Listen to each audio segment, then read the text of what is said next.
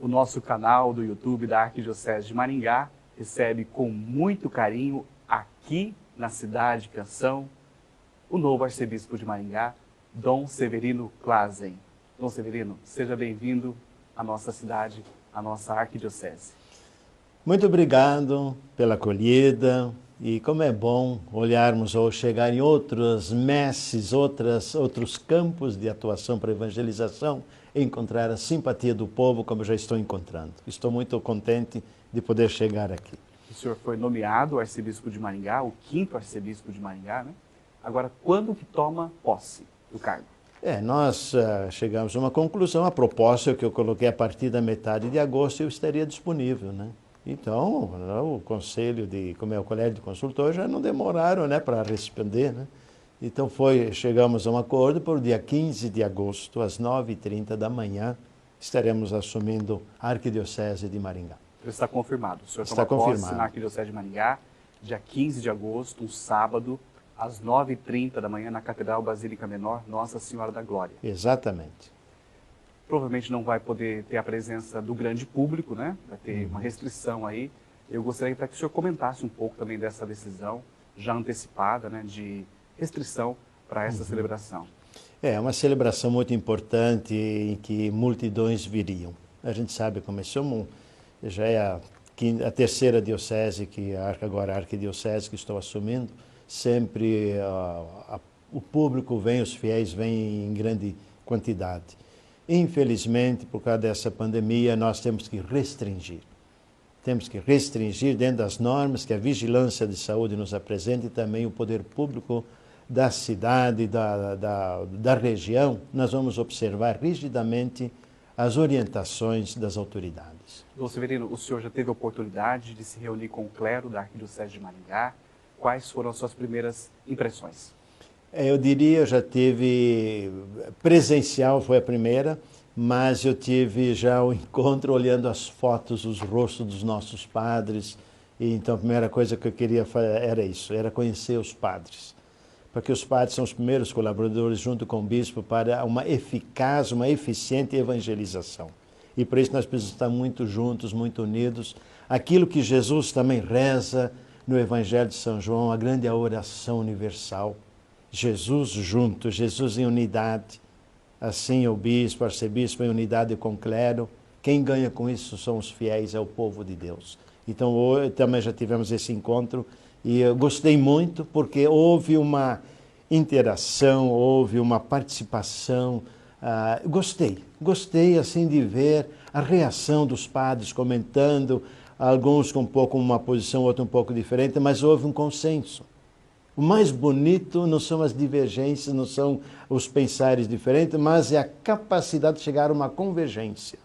É na convergência, não na divergência, que nós evangelizamos. Dom Severino, quais são os encaminhamentos que o arcebispo tem que fazer neste momento de transição? Nós temos na Arquidiocese Dom João Mamed, como administrador apostólico, até o dia 15 de agosto. É assim que funciona? Sim, até dia 15 de agosto, até já falei com ele, tanto é que tem algumas missas festivas, ou que seria comemorativas dentro das restrições dele. Então, ele já aceitou de participar, de estar junto. Se houver alguma necessidade, algum esclarecimento, que ele esteja disponível até o dia 15 de agosto.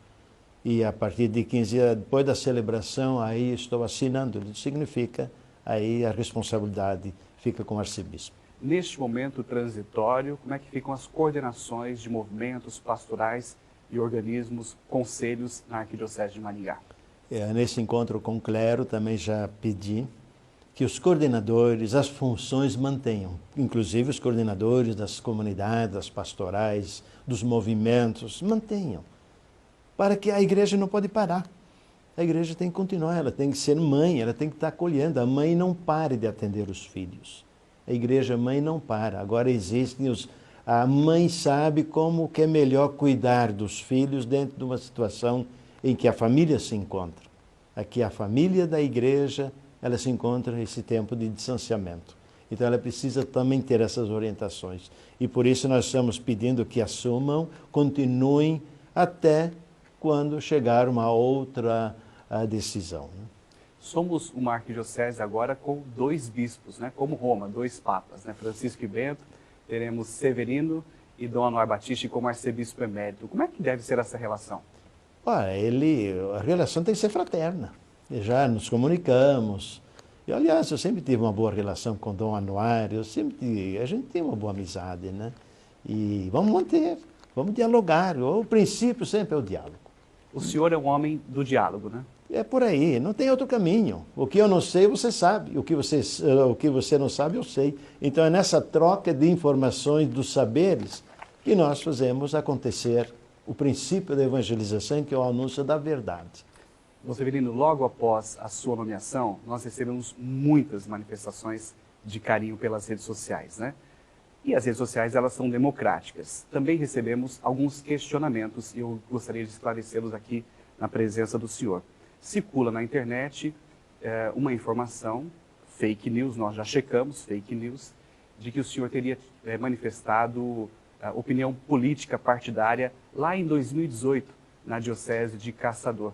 Eu gostaria que o senhor comentasse aquele fato fake, essa conjuntura, essa realidade, para que o povo de Deus da Arquidiocese de Maringá tenha a informação de fato. O que aconteceu? Bom, o fato que aconteceu um fake news. Eu, primeiro, não me manifestei. Não me manifestei nada, porque sabia que a igreja, ela sempre é muito visada. E, inclusive, grupos, setores depois colocaram, infelizmente, já andam fazendo, querendo enquadrar a igreja. E em nenhum momento manifestei, tanto é que quando isso saiu, nem percebi. Aí a juventude reagiu, que estavam animando a missa naquele dia, e ficaram indignados. Não foi isso que aconteceu. Então foi isso que às vezes irrita nesse tempo. Por isso nós vivemos hoje um tempo muito complicado, que é o tempo, eles dizem da hipermodernidade, mas eu diria, como dizem alguns sociólogos, nós vivemos agora o tempo pós-verdade. Então a mentira parece-me que tem mais valor do que a verdade. Então, quando tem grupos extremistas, eles buscam como não tem argumento, como não tem o conhecimento do saber, então vai pela mentira. Uma coisa é certa, o que nós queremos é anunciar Jesus Cristo. E peço, por amor de Deus, permita que nós possamos anunciar Jesus Cristo. Mas o Jesus Cristo, aquele que pregou na Galileia. O Jesus dos pobres, o Jesus das multidões, o Jesus dos injustiçados, o Jesus daquele povo sedento que quer pão, quer saúde. É esse que nós vamos anunciar. E esse eu não abro mão. Esse Jesus eu não abro mão. É esse que nós precisamos seguir. E não os Jesusinhos aí que alguns estão caricaturando por aí. Então nós precisamos ser muito firmes. Eu sei que eu sigo aquele Jesus que foi apedrejado, aquele Jesus que foi pregado na cruz, aquele Jesus que foi dito que ele é um beberrão. É esse Jesus que eu vou seguir. É esse Jesus que nós, o clero, o povo, os fiéis vão seguir. É o Jesus de Nazaré. Então, esse não é o Jesus inventado. E por isso, nós precisamos ser firmes de anunciar esse Jesus e deixar os outros falar o que quiserem falar. Mas nós sabemos bem, eu não tenho nenhuma tendência de um lado para o outro. A minha tendência é seguir Jesus Cristo. Agora, se Jesus Cristo prega um princípio da ética, da moral, e contenta um lado ou outro, deixa os grupos se gladiarem. Mas nós anunciamos Jesus Cristo. Sobre essa questão política, qual que é a orientação de Dom Severino aos padres, ao clero, agora da Arquidiocese de Maringá? Quais são os limites e critérios para manifestações políticas vindas do clero? Nós sabemos que tem padres que têm opiniões políticas muito fortes, né? Sim. Gostaríamos de ouvi-lo também. Os padres têm que sempre anunciar, como os bispos, anunciar a consciência política. É importantíssimo, nós precisamos viver uma autêntica democracia. Nós precisamos ter liberdade de expressão. Nós não podemos viver numa sociedade acurralada, reprimida, uma sociedade opressora. Não é por ali que segue o Evangelho. O Evangelho nos leva para a liberdade, é uma autêntica liberdade. Então os padres nunca podem usar o púlpito para falar desse ou daquele partido. Os padres não podem se manifestar publicamente as suas ideologias, mas tem que sempre denunciar as injustiças, seja qual for o lado. E nessa experiência, eu tenho 8 anos na Comissão do Laicato, na CNBB, nós sempre tivemos essa posição muito firme. Agora, não é um campo fácil, né? Sim, porque por quê? você tem uma faixa ali de limite que, de repente, você está do outro lado e Sim. se compromete, né? Exato, então por isso tem que ter cuidado, tem que ter esse jogo de cintura, sempre procurar a verdade. Uma vez atende um pouco mais para a esquerda, outra vez atende um pouco mais à direita. Então qual é o caminho? Nem a direita nem a esquerda. A certeza, o rumo é Jesus Cristo. E a igreja, os padres, as coordenações pastorais, eles têm que ter essa consciência. Se a verdade do Evangelho nos conduz por esse caminho, é por esse que nós temos que caminhar. Independente se de um lado ou do outro faz o comentário. Nós não podemos recuar o que Jesus nos cobra no Evangelho. Mas nós temos que ser coerentes. Essa coerência, ela é indispensável. Padre pode ser candidato a cargo público, a cargo político? Se tiver, infelizmente, eu não sei quais são as normas aqui, mas tem que deixar o ministério.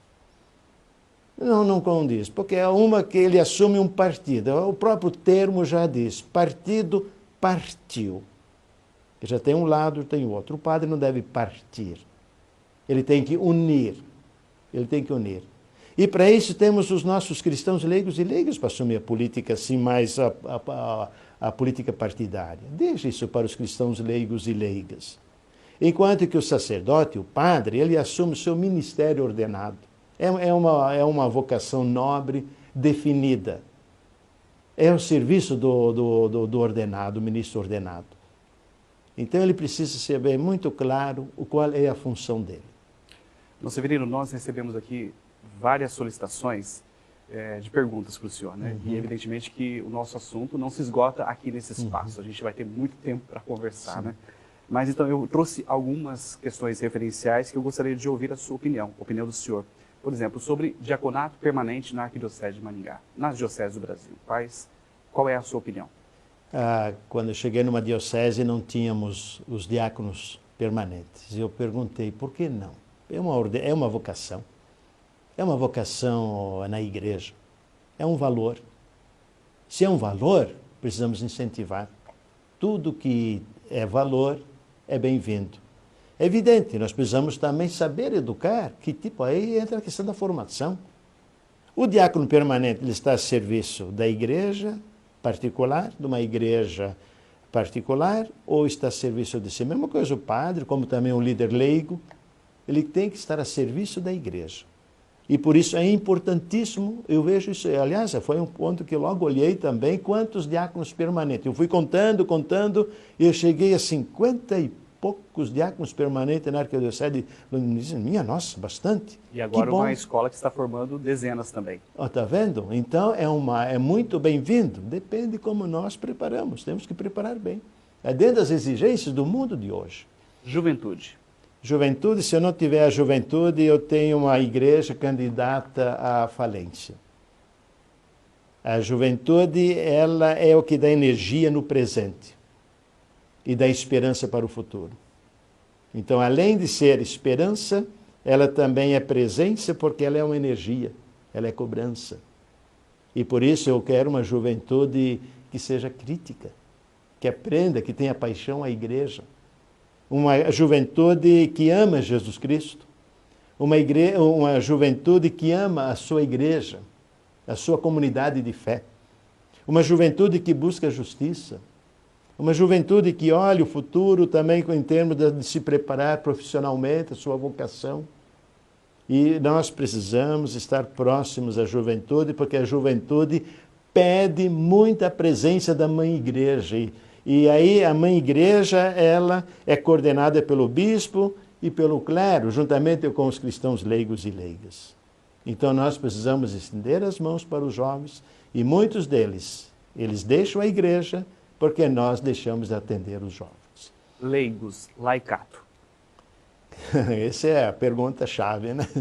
8 anos na presidência da Comissão de Laicato para a CNBB, foram os 8 anos que eu mais aprendi e mais eu amei a igreja, o quanto que a igreja sofre para atender todas as pessoas, o quanto ela é criticada. Mas, ao mesmo tempo, quanto eu vejo a importância, a beleza dos cristãos leigos e leigas na igreja. O amor, o cuidado, o zelo que os cristãos leigos e leigas têm de ter o seu pastor, o seu bispo, de ter a presença do seu padre. Eu vejo isso nesses anos de comissão, de norte a sul do Brasil. Os cristãos leigos e leigas querem trabalhar, caminhar em comunhão. E nós aqui, quando eu olhei também, mais um momento, está vendo? Eu estou meio por dentro, né? Está observando, né? Observando, né, o que tem na arquidiocese, eu percebi um laicato forte. Isso me alegrou. De fato, é forte. Tá? Isso me alegrou. E eu acho que é por aí que nós vamos fazer um grande trabalho. Comunidades eclesiais de base, comunidades missionárias, SEBs. A igreja nasceu por aí. E também temos que entender que dentro da Igreja Católica, o período que muito a igreja voltou a usar a palavra de Deus foi com as SEBs. Foram os anos quando o povo começa a ler a Sagrada Escritura. O povo começa a refletir a realidade. Alguns dizem que é tendencioso, mas isso são extremos, situações, mas é uma necessidade para uma igreja viva. Porque hoje a igreja ela precisa valorizar os pequenos grupos, assim como era no início da igreja. Quais extremos que o senhor cita? Seja ideologias, políticas, nesse sentido. Ou, mais por ali eu vejo, porque eu muito tempo eu sempre trabalhei com as SEBs. E eu sempre percebo as SEBs que nós temos a paixão pela igreja.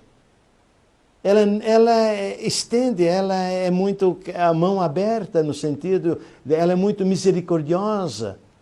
Quem está muito bem envolvido nas SEBs cria laços de comunhão, porque aprende a rezar conforme a realidade, aprende a ouvir a palavra de Deus e percebe também que precisa ter solidariedade, convivência, comunhão. E por isso as SEBs elas têm um canal muito bom para poder viver a dimensão missionária, de transformar as realidades. Isso é muito bom, muito importante, né? Renovação Carismática Católica, Movimento Carismático Pentecostal, novas comunidades. Isso tudo pertence à Comissão do Laicato. E é onde que nós tentávamos fazer muitos encontros. Aliás, até uma vez eu fiz um encontro de movimentos e novas comunidades, me chamaram de louco. Foi um dos melhores encontros que eu fiz. É preciso sempre respeitar os carismas, os valores dos movimentos, das novas comunidades. É uma riqueza para a igreja. Mas elas não encerram em si. Elas têm que estar em comunhão com a igreja. Assim como as SEBs, assim como a juventude, tem que estar em comunhão com a igreja. A igreja, como mãe, ela é como um corpo que tem diversos membros. O movimento, uma nova comunidade é mais um membro da igreja. Ela tem que estar em sintonia com o corpo. E quem comanda é a cabeça, quem que é a cabeça é Jesus Cristo. E é bom quando a gente tem, por exemplo, eu tenho coordenadores da renovação, pessoas ótimas, elas trazem esse senso da unidade. Então essa comunhão, agora não pode querer passar por cima das normas da igreja particular, aí está criando cisma.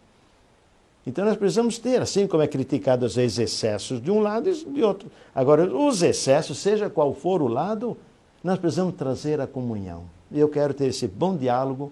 Aliás, até o coordenador da renovação já entrou em contato comigo, da SEBS entrou em contato comigo, a juventude já também mandou as boas-vindas, tantos padres, coordenadores, inclusive você também já entrou em contato.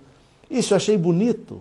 É isso que me dá esperança. Igreja em saída, né? Exatamente. Eu acho que isso que é bonito. Então, todos os movimentos terão a bênção, porque fazem parte do laicato. E uma igreja que tem um laicato forte, definido, é uma igreja forte. É a igreja de Jesus Cristo. Dom Severino, a casa é sua, a casa é do Senhor. Seja bem-vindo. Fique à vontade. A sua mensagem de esperança ao povo de Deus da Arquidiocese de Maringá. É uma pergunta muito bem feita, a casa é sua. Então eu respondo, a casa é nossa. A casa ela foi construída por outros bispos, por tantos padres, A casa foi construída com tantos religiosos, religiosas, diáconos, uma casa construída pelo povo de Deus. Então a casa é nossa. Eu venho com muita esperança. É claro, quando eu penso caçador, onde que eu estou até agora, 9 anos, dá um nó na garganta e dá um travo da gente, sair, deixar aquela diocese de Caçador, aquele clero, aquele povo, regional Sul 4, mas faz pouco a gente chorar, né? Eu vivi muito forte, intenso esse momento naquela realidade. Mas eu sei que na vida nós somos chamados, somos desafiados, eu venho com o coração aberto para Maringá. E eu sei que aqui nós vamos também amar, e me ensinem a amar intensamente a Igreja da Arquidiocese de Maringá. Eu venho para abençoar e também para ser abençoado por esse clero, os diáconos religiosos, por esse maravilhoso povo da Arquidiocese de Maringá. Por isso eu venho com tudo e com a graça, com a luz de Deus. Se me permite, Deus te abençoe e nos dê a bênção, por favor. E sempre peço as suas orações, como o Papa Francisco também sempre pede. Quanto mais, aliás, se eu tenho um momento tão bonito na minha vida, é porque eu sei que tem muita gente rezando. Todo dia eu ouço, Dom, eu rezei pelo Senhor. Eu acredito na força da sua oração. Então rezem por mim, porque tenho a certeza, todo dia eu rezo por todos. Quando eu faço a minha oração, o meu momento mariano, eu gostaria que me dessem sempre esse tempo, pelo menos 1 hora e pouco por dia, além das orações fixas que o padre, o bispo tem, além da Eucaristia, me deixem ter mais 1 hora de oração por dia, porque nessa hora, eu junto com Maria, junto com Jesus, eu penso em todos vocês. O clero, o Papa, a Igreja Universal, que é com o Papa, com todos os dicastérios, a Igreja América Latina, a Igreja no Brasil, do regional, a diocese, a sua paróquia, o padre, os coordenadores. Todo dia eu peço e rezo por vocês. Juntos, nessa troca de oração, no coração de Deus, nós podemos anunciar Jesus Cristo, nosso Redentor, nosso Salvador. Que Ele vos abençoe, vos conceda paz, saúde, superação dessa pandemia e que possamos viver dias melhores em nome do Pai, e do Filho e do Espírito Santo. Amém.